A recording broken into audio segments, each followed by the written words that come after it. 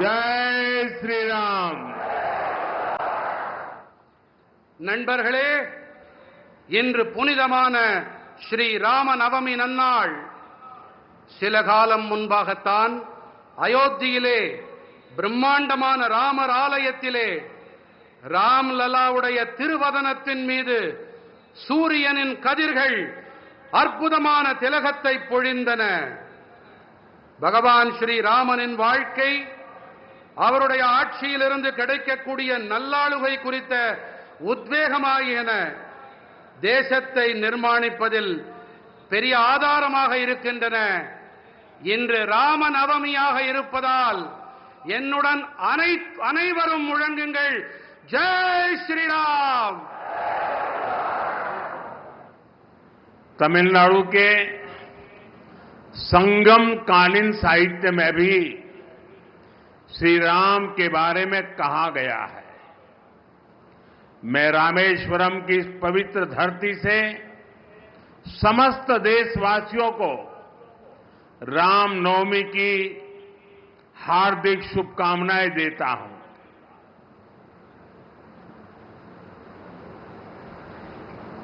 தமிழ்நாட்டின் சங்ககால இலக்கியத்திலும் கூட ஸ்ரீ ராமபிரானை பற்றி கூறப்பட்டிருக்கின்றது.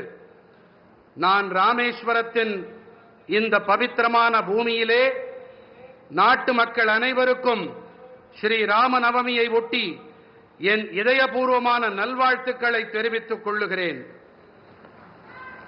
Friends, I feel blessed that I could pray at the Ramanath Swami temple today.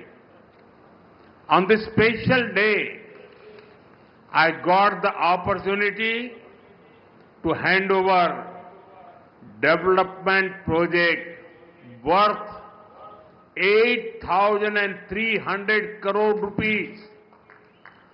These rail and road projects will boost connectivity in Tamil Nadu. I congratulate my brothers and sisters in Tamil Nadu for these projects. நண்பர்களே, ராமநாத சுவாமி ஆலயத்தில் இன்று வழிபட்ட போது ஆசிகள் நிரம்ப பெற்றவனாய் நான் உணர்ந்தேன். இந்த விசேஷமான நாளன்று 8,300 கோடி ரூபாய் மதிப்பிலான நலத்திட்டங்களை அர்ப்பணிக்கும் வாய்ப்பு எனக்கு கிடைத்தது. இந்த ரயில் மற்றும் சாலை திட்டங்கள் தமிழ்நாட்டிலே இணைப்பு திறனை வலுப்படுத்தும். இந்த திட்டங்களின் பொருட்டு தமிழ்நாட்டின் என் சகோதர சகோதரிகளுக்கு நான் என் வாழ்த்துக்களை தெரிவித்துக் கொள்ளுகிறேன். Friends, this is the land of Bharat Ratna Dr. Kalam. His life showed us that science and spirituality complement each other. Similarly, the new Pamban Bridge to Rameshwaram brings technology and tradition together. நண்பர்களே, இது Bharat Ratna doctor Kalam அவர்களின் பூமி. அறிவியலும் ஆன்மீகமும் ஒன்றையொன்று நிறைவு செய்பவை என்பது அவருடைய வாழ்வு நமக்கு காட்டுகிறது. அதே போல ராமேஸ்வரத்திற்கான இந்த புதிய பாம்பன் பாலமும் கூட தொழில்நுட்பத்தையும் பாரம்பரியத்தையும் ஒன்று சேர்க்கின்றது. A town that is thousands of years old is being connected by a 21st century engineering wonder. I thank our engineers and workers for their hard work.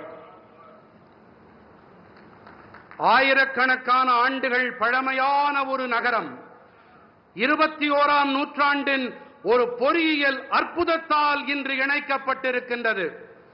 தங்களுடைய தீவிரமான உழைப்பிற்காக நான் நமது பொறியாளர்களுக்கு என் நன்றிகளை தெரிவித்துக்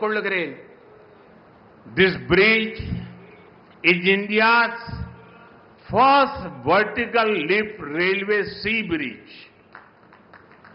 Big ships will be able to sail under it. Trains will also be able to travel faster on it.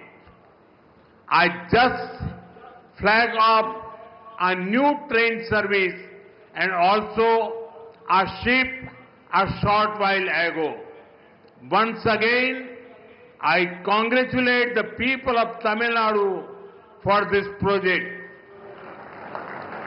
இந்த பாலம்தான் இந்தியாவின் முதல் செங்குத்து தூக்கு ரயில் வழி கடல் பாலம். இதற்கடியிலே பெரிய கப்பல்களாலும் பயணத்தை மேற்கொள்ள முடியும். ரயில்கள் இதன் மீது விரைவாக பயணிக்க இயலும்.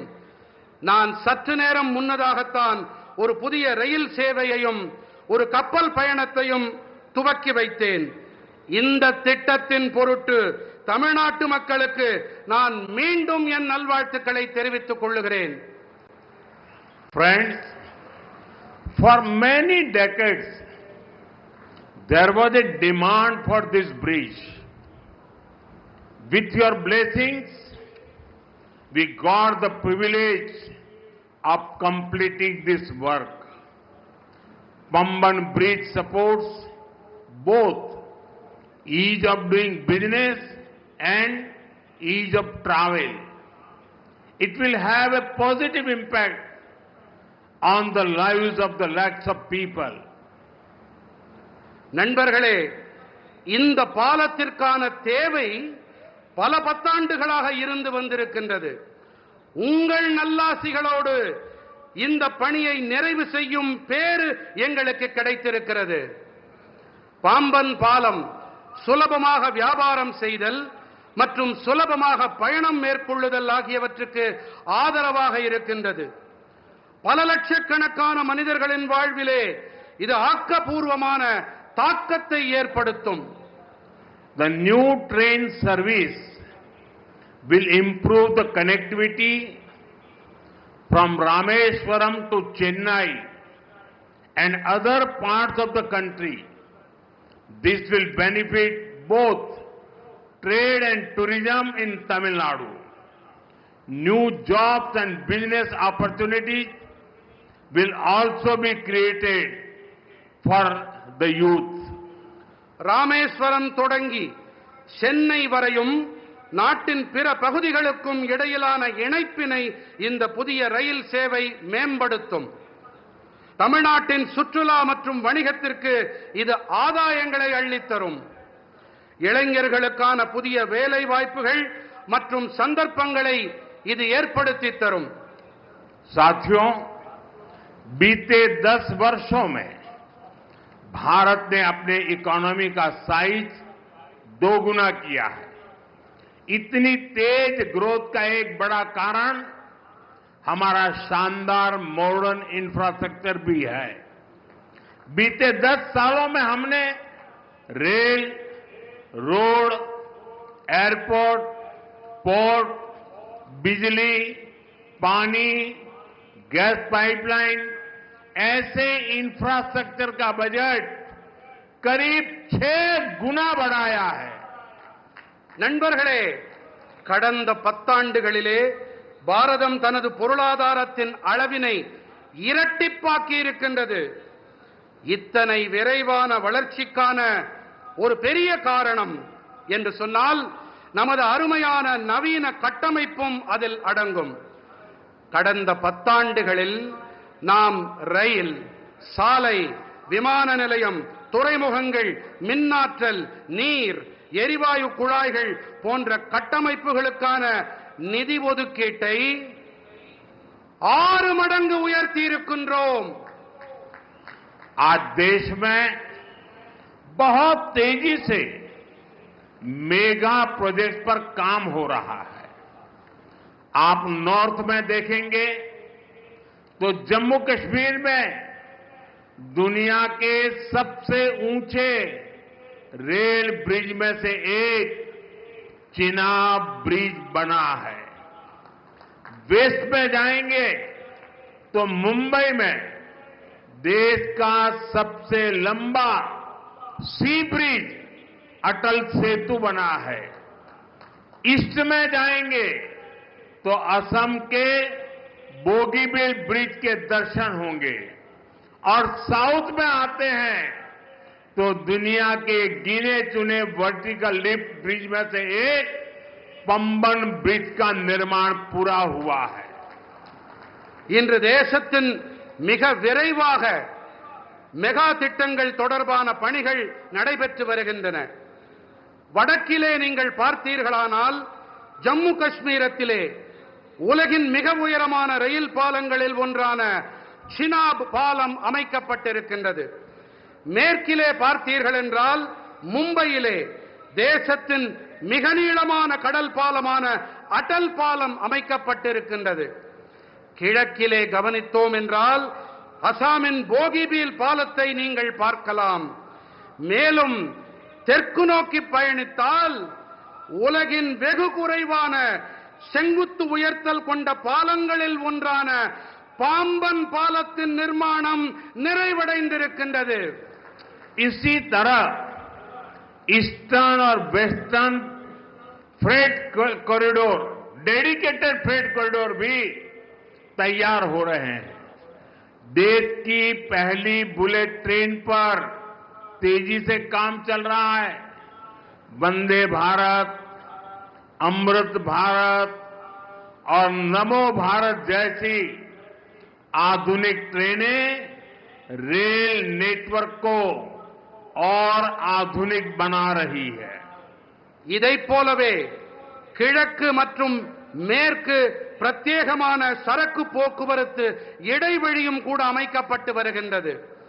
தேசத்தின் முதல் புல்லட் ரயில் தொடர்பான பணிகளும் விரைவாக நடந்தேறி வருகின்றன. வந்தே பாரத், அம்ருத் பாரத் மற்றும் நமோ பாரத் போன்ற நவீன ரயில்களும் ரயில் வலைப்பின்னலை மேலும் நவீனப்படுத்தி வருகின்றன.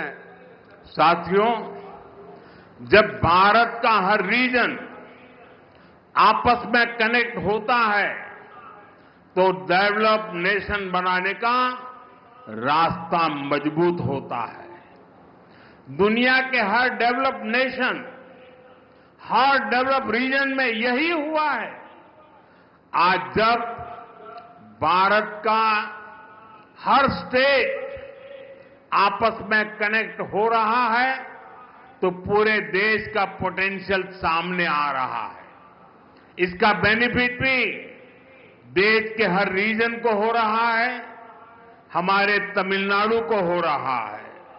நண்பர்களே, பாரதத்தின் அனைத்து பகுதிகளும் பரஸ்பர இணைப்புகள் உடையவையாக ஆகும்போது வளர்ந்த தேசமாக ஆகும் பாதை மேலும் வலுவடைகிறது. உலகின் அனைத்து வளர்ச்சியடைந்த நாடுகளில் வளர்ச்சிக்கான காரணம் இதுதான். இன்று பாரதத்தின் அனைத்து மாநிலங்களும் ஒன்றோடு ஒன்று இணைக்கப்படும் போது தேசத்தின் ஒட்டுமொத்த சாத்தியங்களும் வெளிப்படுத்தப்படுகின்றன. இவற்றின் ஆதாயங்களும் கூட தேசத்தின் அனைத்து பகுதிகளுக்கும் கிடைக்கின்றன. साथियों, लास्ट 10 इयर्स में प्रधानमंत्री ग्राम सड़क योजना के तहत गांवों के रोड और हाईवे के क्षेत्र में भी बहुत सारा काम हुआ है. 2014 के बाद तमिलनाडु में केंद्र सरकार की मदद से 4000 किलोमीटर रोड्स बनी है. चेन्नई पोर्ट को कनेक्ट करने वाला एलिवेटेड कॉरिडोर शानदार इंफ्रास्ट्रक्चर का एक बेहतरीन उदाहरण बनेगा.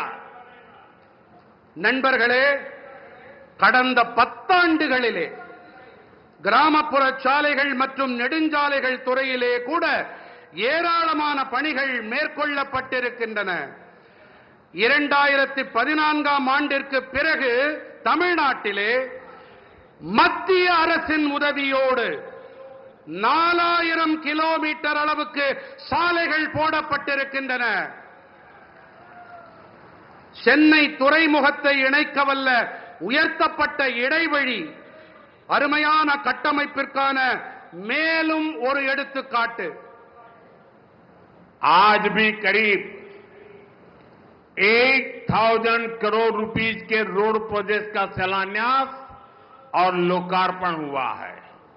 ये प्रोजेक्ट तमिलनाडु के अलग अलग डिस्ट्रिक्ट के साथ ही आंध्र प्रदेश के साथ भी कनेक्टिविटी बेहतर करेंगे. இன்றும் கூட சுமார் 8000 கோடி ரூபாய் மதிப்பிலான சாலை திட்டங்களுக்கான அடிக்கல் நாட்டப்பட்டு இவை தேசத்திற்கு அர்ப்பணம் செய்யப்பட்டிருக்கின்றது. இந்த திட்டங்கள் தமிழ்நாட்டின் பல்வேறு மாவட்டங்களோடு மட்டுமல்லாமல் ஆந்திர பிரதேசத்துடனான இணைப்பையும் மேம்படுத்தும்.